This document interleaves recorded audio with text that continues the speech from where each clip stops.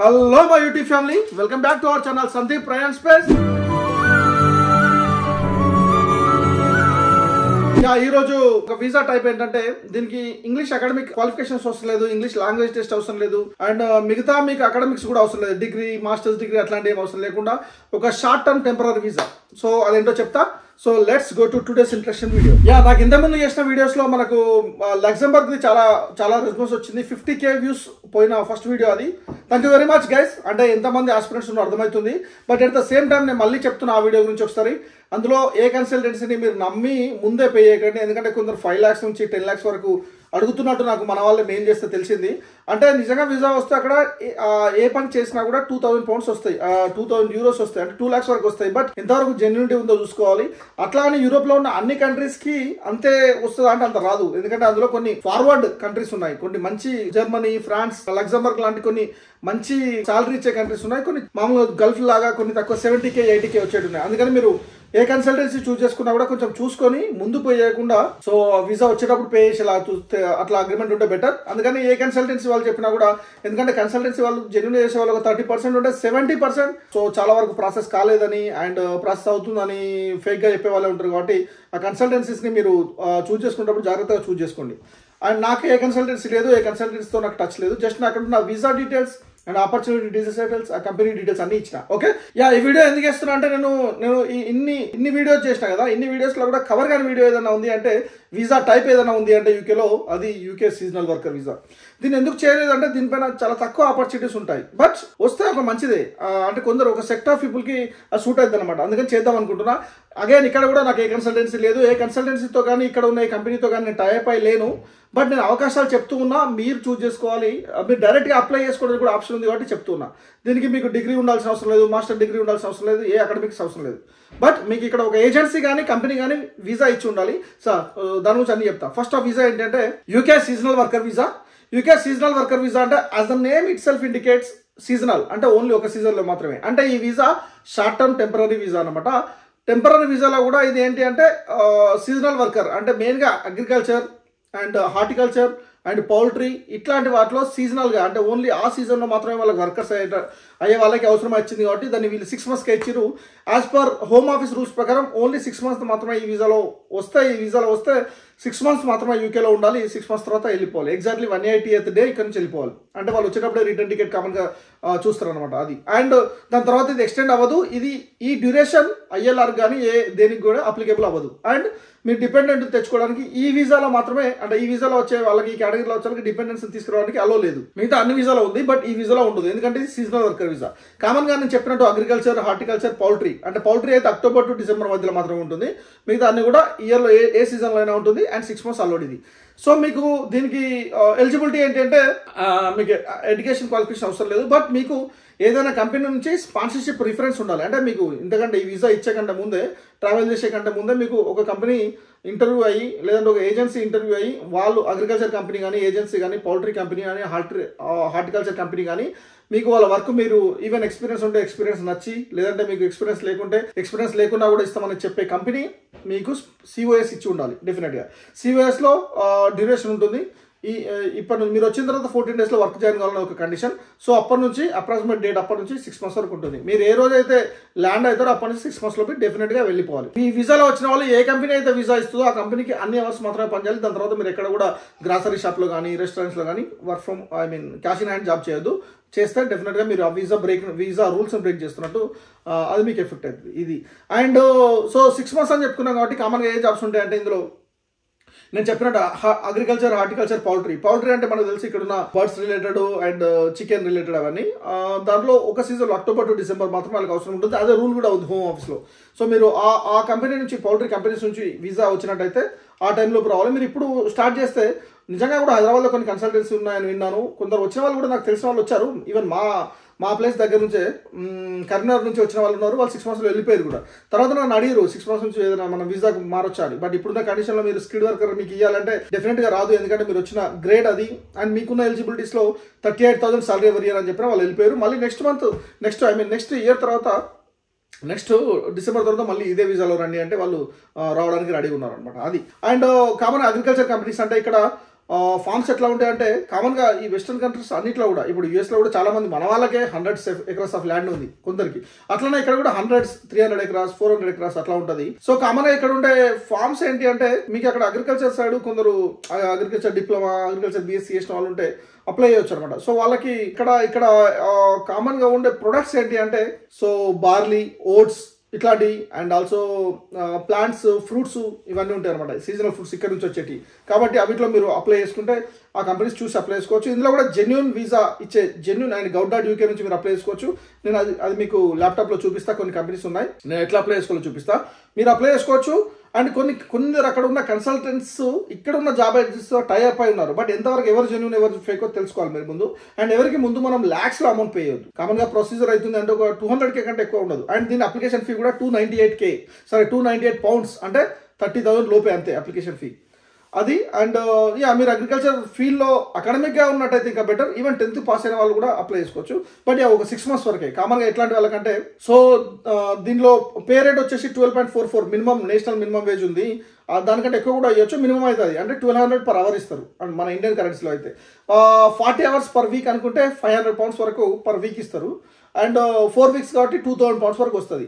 So కొన్ని companies ఏంటంటే accommodation వాళ్ళే ఇచ్చి, ఇప్పుడు నాకు తెలిసిన వాళ్ళు వచ్చిన వాళ్ళు ఫ్రూట్ పికింగ్లో అనమాట, ఫ్రూట్ పికింగ్లో వచ్చారు, బెర్రీస్ పికింగ్లో. ఆ వర్క్ ఏముంటుంది, ఆ ఫామ్ ఉంటుంది, ఆ షెడ్స్ లాంటివి ఉంటాయి, అందులో చాలా ఉంటాయి. వాళ్ళు ఫ్రూట్ పిక్ చేసుకుంటూ వెళ్ళాలి. సో స్టాండింగ్, ప్యాకేజింగ్, నడుచుకుంటూ వెళ్ళడం అంత వర్క్ ఉంటుంది. సో అకామిడేషన్ కూడా వాళ్ళే ఇచ్చారు, ఎందుకంటే అది కంప్లీట్ కంట్రీ ప్లేస్లో ఉంటుంది అనమాట. అంటే రిమోట్ ప్లేస్లో, ఒక పల్లెటూరు లాంటి ప్లేస్లో ఒక 50-60 miles వెళ్ళాలి వాళ్ళ సిటీకి వెళ్ళాలంటే. కాబట్టి వాళ్ళు అక్కడే అకామిడేషన్ ఇచ్చారు. కాబట్టి వాళ్ళకు ఆ 2000 pounds అంటే 2 lakhs చేంజ్, 2 lakhs అనుకుందాం. సో 2 lakhsలో ఒక 200-300 అయ్యేటి అంట ఖర్చు అంతే. అంటే జస్ట్ 30K-40K per month. అంటే ఒక 1.5 plus మిగిలినాయి. ఆ 1.5 lakh per month వాళ్ళు సేవ్ చేసుకుంటే 6 monthsలో ఒక 8 lakhs 9 lakhs అయితే అది ప్రొసీజర్. దాని తర్వాత మళ్ళీ వాళ్ళు ఇక్కడ నుంచి ఇండియా వెళ్ళిపోయారు, అక్కడ నుంచి వాళ్ళు వేరే కంట్రీ వెతుకోమన్నా. అట్లాంటి సీజనల్ వర్కర్ వీసా యూరోప్లో కూడా కొన్ని కంట్రీస్లో ఉన్నాయి, అట్లా వెతుకోవడానికి ట్రై చేయమన్నా. మళ్ళీ at the same time UK currency ఎక్కువ, బట్ మళ్ళీ వాళ్ళకి ఆ వర్క్ వీళ్ళకు ఓనర్తో ఎవరైతే ఆ జాబ్ ఏజెన్సీతో కానీ ల్యాండ్ లార్డ్తో కానీ కాంటాక్ట్ ఉంటే మళ్ళీ రావచ్చు జెన్యున్గా అయితే. బట్ ఇక్కడ జెన్యునిటీ అనేది మీరు డిసైడ్ చేసుకోవాలి ఎంతవరకు ఏది కరెక్ట్ కాదని. ఒకవేళ ఏదైనా కన్సల్టెన్సీ ఉంది నిజమా కదా అని నన్ను అడిగితే నాకు మెయిల్ చేస్తే నేను చూస్తా, బట్ నాకంటూ ఏ కన్సల్టెన్సీ లేదు. అండ్ ఇది దాని కండిషన్స్. అండ్ ఎలిజిబిలిటీకి వచ్చేసరికి ఇంతకుముందు నేను చెప్పినట్టు అకాడమిక్ క్వాలిఫికేషన్స్ అవసరం లేదు. అండ్ అప్లికేషన్ ఫీ 298 pounds అంటే 300 pounds అంటే 30,000 లోపు ఇండియన్ కరెన్సీలో. అండ్ మీరు 1270 pounds అంటే 1,30,000 pounds రూపీస్ మీ అకౌంట్లో 28 days మెయింటైన్ చేయాలి. అంటే ఆ ఫండ్స్ మీరు వస్తున్న ప్రాసెస్ స్టార్ట్ చేస్తున్నప్పుడు హోమ్ ఆఫీస్కి వెళ్ళే, మన ఇండియాలో ఎంబసీకి వెళ్ళే ముందు నుంచి 30 days ఆ అమౌంట్ అంటే 1,30,000 అనుకుందాం, 1,30,000 1.5 వరకు మీరు మెయింటైన్ చేయాలి. అవి తీయొద్దు. దానికంటే ఎక్కువ అమౌంట్ మీరు ట్రాన్స్ఫర్ చేసుకోవచ్చు. ఒక అకౌంట్ మీద అయితే మీ నేమ్ పైన ఉన్న అకౌంట్ ఏదైతే చూపిస్తున్నో అది. అండ్ నెక్స్ట్ డాక్యుమెంట్స్ ఫస్ట్ మనకు పాస్పోర్ట్ ఉండాలి, ఇండియన్ పాస్పోర్ట్, అది వ్యాలిడిటీ ఉండాలి, డెఫినెట్గా ఉంటుంది. దాంతోపాటు మిగతా మీ అక్కడ అడ్రస్ ప్రూఫ్లో ఉన్న మిగతా documents, Aadhaar card, pan card అట్లాంటివి ఉండాలి. అండ్ మీకు COS వచ్చి ఉండాలి 6 months కోసం. అగ్రికల్చర్ కంపెనీ నుంచి కానీ ఏదైనా ఇక్కడ జాబ్ ఏజెన్సీ నుంచి COS మీకు సీజనల్ వర్కర్ అనే ఈ కేటగిరీలో COS రిఫరెన్స్ నెంబర్ ఉండాలి మీరు వెళ్ళేటప్పుడు. సో అంటే మీకు ఇంటర్వ్యూ అవన్నీ అయితే జూమ్ కాల్లో కానీ మైక్రోసాఫ్ట్ టీమ్స్ కాల్లో కానీ వస్తే COS మీకు డాక్యుమెంట్ పంపిస్తే, ఆర్ మీకు ఏదైనా కన్సల్టెన్సీ మీరు ప్రాసెస్ చేస్తే ఆ కన్సల్టెన్సీ వాళ్ళు మీకు ఇస్తే మీరు వెళ్తారనమాట. ఈ డాక్యుమెంట్ చూడకుండా మీరు ఎవరికి పే చేయొద్దు. 4 lakhs 5 lakhs అట్లా. అండ్ ఇవి ఎలిజిబిలిటీ క్రైటీరియా. అండ్ ఇక్కడికి వచ్చిన తర్వాత డెఫినెట్గా మీరు 14 daysలో వర్క్లో జాయిన్ అవ్వాలి. అండ్ వర్క్ ఎట్లా ఉంటుంది అంటే నేను చెప్పినట్టు ఫ్రూట్ పికింగ్ అది ఉండొచ్చు, ప్యాకేజింగ్ ఉండొచ్చు, అగ్రికల్చర్. ఇక్కడ ఉన్న అగ్రికల్చర్స్ అన్ని కూడా మన దగ్గర ఉన్నాయి కాకుండా ఇక్కడ ఏముంటాయి మీరు చూసుకోండి. ఓట్స్ గింజలు ఉంటాయి కదా అవి. అండ్ బార్లీ అంటే బీర్ తయారయ్యే బార్లీ అట్లాంటివి అన్నీ ఉంటాయి అనమాట. సో ఇక్కడ ఎక్కువ మెషినరీ వర్కే ఉంటుంది, మెషినరీ చేస్తాయి, ట్రాక్టర్స్ అట్లాంటివి. ఈవెన్ ఇండియాలో కూడా అంతే కదా, ఇక్కడ ఇంకొంచెం అడ్వాన్స్డ్. అది అట్లాంటి కంపెనీస్లో అట్లాంటి ఫార్మర్స్ దగ్గర ఆ ఫార్మర్స్ డైరెక్ట్ ఇవ్వకుండా వాళ్ళకు కంపెనీ ఉంటే వాళ్ళ కంపెనీ నుంచి కానీ వాళ్ళు జాబ్ ఏజెన్సీ కానీ ఇస్తారనమాట ఇది. అండ్ డ్రాబ్యాక్స్ ఏంటంటే మీరు 6 monthsలో కంపల్సరీ వెళ్ళిపోవాలి. సో ఓన్లీ 6 monthsలో మీరు ఒక 5 lakhs 6 lakhs ఎర్న్ చేద్దాం అనుకున్న వాళ్ళు రావచ్చు. ఇక్కడ నుంచి మా తెలిసిన వాళ్ళు అని చెప్పినప్పుడు వాళ్ళు 6 months తర్వాత వెళ్తున్నప్పుడు అడిగారు, అన్న మాది ఒక 15 daysలో వర్క్ అయిపోతుంది, వీసా అయిపోతుంది, ఇక్కడ ఏదైనా వేరే కన్వర్ట్ కావచ్చు అంటే నేను డెఫినెట్గా నో అని చెప్పిన. ఎందుకంటే ఐటీలో ఉన్న వాళ్ళే స్పాన్సర్షిప్ రాక్ కొట్టుకుంటూ ఉన్నారు. 38,000 అంటే 38 lakhs ఇచ్చేవాళ్ళు మీకు ఎవరు దొరుకురు. అట్లా ఏమైనా చెప్తే నమ్మద్దు కూడా. అంటే డెఫినెట్గా వెళ్ళిపోయి అక్కడి నుంచి వాళ్ళు మిగతా జాబ్స్ వాళ్ళు అప్లై చేసుకుంటున్నారు వేరే కంట్రీస్ కూడా. లేదంటే ఇండియాలో వాళ్ళు 6 months వాళ్ళు వర్క్ చేసుకొని మళ్ళీ రావడానికి రెడీ ఉన్నారు అందులో కొందరు. దీనికి ఇంగ్లీష్ స్పీకింగ్ ఏం అవసరం ఉండదు, బట్ కొంచెం మీరు బేసిక్ వస్తే బెటర్ అనమాట. అంటే కొందరు ఈ స్పాన్సర్షిప్ ఇచ్చే ముందే ఆ వర్క్లో అవసరం లేదు, బట్ మీరు కమ్యూనికేషన్ ఓనర్తో అవుతున్నప్పుడు కానీ అట్లాంటప్పుడు చూస్తారు. సో మన ఇండియా నుంచి కాక మిగతా కంట్రీస్ నుంచి కూడా వస్తారు అనమాట. బ్లాక్ ఆఫ్రికన్ కంట్రీస్ నుంచి అండ్ యూరోప్లో కొన్ని బ్యాక్వర్డ్ ఉన్న కంట్రీస్ ఉన్నాయి, అక్కడ నుంచి ఇక్కడికి యూకేకి వస్తారు. ఇది అండ్ మెయిన్గా మీరు వర్క్ చేస్తున్నప్పుడు మిగతా కంట్రీస్ వాళ్ళతో కూడా వర్క్ చేస్తున్నప్పుడు కొంచెం జాగ్రత్తగా ఉండాలి. ఒక సాడ్ ఇన్సిడెంట్ మనం దుబాయ్లో చూసినాం. పాపం నిర్మల్ దగ్గర వాళ్ళు పాకిస్తాన్ వాళ్ళతో ఒక బేకరీలో పనిచేస్తున్నప్పుడు పాకిస్తాన్ వాళ్ళు మర్డర్ చేసేసారు. సో ఇక్కడ కూడా మేము ఉంటున్న ప్లేస్లో చాలా మంది పాకిస్తానీస్ ఉంటారు, బట్ చాలా ఫ్రెండ్లీగా ఉంటారు. మేము క్యాబ్ సర్వీసెస్ యూజ్ చేయాలన్నా, ఎస్పెషల్లీ మేము ఉంటున్న ప్లేస్లో ఈ వెస్ట్ యాక్షన్ స్టేట్లో అనొచ్చు, మేము క్యాబ్ సర్వీసెస్ యూజ్ చేయాలన్నా, ఏషియన్ ఫుడ్కి వెళ్ళాలన్నా అండ్ బార్బర్ షాప్కి వెళ్ళాలన్నా అందరూ కూడా పాకిస్తాన్ వచ్చారు, బట్ చాలా ఫ్రెండ్లీగా ఉంటారు. నాకు చాలా మంది ఫ్రెండ్స్ ఉన్నారు. బట్ అక్కడ ఏం జరిగిందో నిర్మల్ నుంచి వచ్చిన వాళ్ళు తను మర్డర్ చేయడం చాలా ఫీల్ అయినా నేను. మన ఇండియన్ గవర్నమెంట్ అయినా స్టేట్ గవర్నమెంట్ అయినా ఇట్లాంటి ఇష్యూస్ జరుగుతున్నప్పుడు పాపం ఇంకొంచెం ప్రొయాక్టివ్గా రియాక్ట్ అయ్యి ఏదైనా హెల్ప్ చేయాలి. ఈవెన్ ఎన్ఆర్ఐ కమిటీ అనేది ఉండాలి. ఎన్ఆర్ఐ వాళ్ళకి హెల్ప్ చేయడానికి ఒక కమిటీ అనేది రేవంత్ రెడ్డి సార్ అయినా అండ్ పిఎం మోడీ లెవెల్ అయినా ఉండాలి. ఆల్రెడీ విదేశాంగ శాఖ అంటే ఫారిన్ అఫైర్స్ ఉన్నా కూడా ఒక అటర్నేటివ్ ఒక స్పెసిఫిక్ బాడీ ఉంటే బెటర్ అని అనుకుంటున్నా. అట్లా మేమందరం కూడా డిఫరెంట్ కంట్రీస్ వాళ్ళతో పనిచేస్తాం.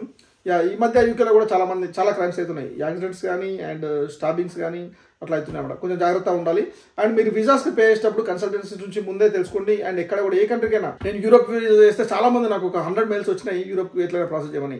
అట్లా కన్సల్టెన్సీ వాళ్ళు చూస్తే ఎవరో 10 మందిని పట్టుకుని వాళ్ళ దగ్గర అట్లా చేస్తారు. బట్ మీరు ఎవరు కూడా ల్యాక్స్లో పే చేయొద్దని నేను మళ్ళీ ఒకసారి రిక్వెస్ట్ చేస్తూ, ఇది సీజనల్ వర్కర్ వీసా 6 months మాత్రమే ఉండి 6 monthsలో ఎర్న్ చేసిపోదాం అనుకుంటే వాళ్ళకు చాలా బెటర్. అండ్ ఇందులో మీకు ఏదైనా కన్సల్టెన్సీ అప్రోచ్ అయితే మీరు ట్రై చేయొచ్చు. వాళ్ళు ఎట్లా వచ్చారో నేను కన్సల్టెన్సీ డీటెయిల్స్ తెలుసుకోలేదు, బట్ మీరు హైదరాబాద్లో కూడా ఇట్లాంటి రిక్రూట్మెంట్ జరుగుతాయని విన్నాను. బట్ మీరు ఇన్ఫర్మేషన్ తెలుసుకోవడానికి ఏ కన్సల్టెన్సీనైనా అప్రోచ్ అవ్వచ్చు, బట్ పే చేసే ముందు జాగ్రత్తగా ఉండండి. జస్ట్ ఇది నాకు తెలిసిన ఇన్ఫర్మేషన్ అండ్ లీగల్గా మీకు ఇస్తున్నాను అనమాట ఇది. అండ్ నేను ఇప్పుడు ల్యాప్టాప్లో చూపిస్తాను ఎట్లా అప్లై చేసుకోవాలి, దాని రూల్స్ అండ్ రెగ్యులేషన్స్ అండి. ఇందులో చూస్తే సీజనల్ వర్కర్ వీసా మీరు ఈ gov.uk ఈ పైన ఉంది లోగో, gov.uk సైట్లో నుంచి మాత్రం చూడాలి. డీటెయిల్స్ ఎవరికి ఎప్పుడు చెప్పినా కూడా. సో దీనికంటే ముందు మనకు స్పాన్సర్స్ కంపల్సరీ ఉండాలన్నమాట. అట్లయితేనే దీనికి మనం ఎలిజిబిలిటీ అవుతాం అప్లై చేయడానికి. Horticulture for up to 6 months, like picking fruits and vegetables. Poultry from 2nd October to 31st December in the same year. So you will need to apply poultry seasonal worker visa by 15th November each year. అంటే ఇప్పుడు మనం May June నుంచి start చేస్తే మనం apply చేసుకోవడానికి 3 months ముందు అది ఉంటుంది. 15th Octoberకి అప్లై చేసుకోవాలి. సో నేను చెప్పిన డీటెయిల్స్ అన్నీ ఇందులో కనిపిస్తాయి మనకు. అప్లికేషన్ ఫీ ఎంత అదంతా. సో దీనికంటే ముందు మనకు కంపల్సరీ అప్లై చేసే ముందు స్పాన్సర్ ఉండాలన్నమాట. సో హౌ టు అప్లైలోకి వెళ్తే you must apply online. So ఇవి UK regions, England, Scotland, Wales or northern England అది. సో ఈ ఎలిజిబిలిటీస్ అన్ని మనం చూసినాము. ఇట్లా సెలెక్ట్ చేసుకుని వెళ్ళి మనం స్పాన్సర్షిప్ రిఫరెన్స్ నెంబర్ ఉంటే మాత్రమే వెళ్ళచ్చు కాబట్టి అట్లా ముందుకెళ్దాం అది. సో డీటెయిల్స్ అన్నీ ఇక్కడ ఉన్నాయి, సీజనల్ వర్కర్ వీసాలో ఉంటాయి కాబట్టి అవన్నీ మనం చెక్ చేసుకోవాలి. You can apply for a visa up to 3 months before the day you are due to start work in the UK. 3 months ముందు అప్లై చేసుకోవాలి. ప్రాసెస్ అంతా 3 months పడుతుంది మనకి. డెసిషన్ 3 weeks వస్తుంది. సో మనకి కంపెనీస్ కావాలంటే మనమైనా వెతుకోవచ్చు, బట్ సో ఆపర్చునిటీ ఎట్లా ఉంటుందో చూడాలి. ఇంకా